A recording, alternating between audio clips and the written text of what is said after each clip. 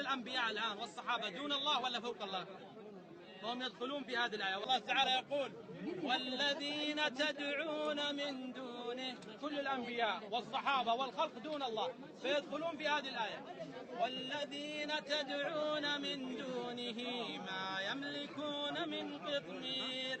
تعرفون ايش هو القطمير؟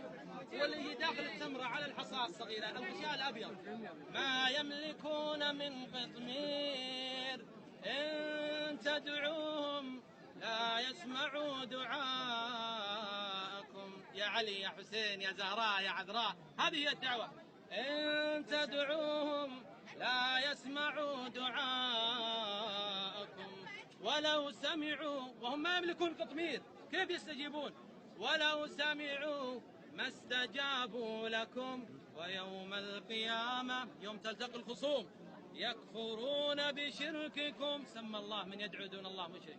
يكفرون بشرككم ولا ينبئك مثل خبير. آيات صريحة تشرح القلوب. وفي سورة الفاتحة نقرأها في اليوم أكثر من مرة.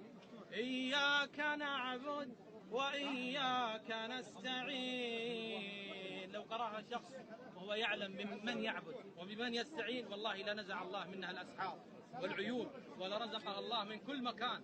إذا ظلمها إنسان، ضرب شخص، أصابه مرض، إياك نستعين. إذا غيري يا الله يستعين بعيسى، يستعين بالعذراء، يستعين بعلي، بالحسين، بالبدوي، بالجيلاني، أنا بك أستعين.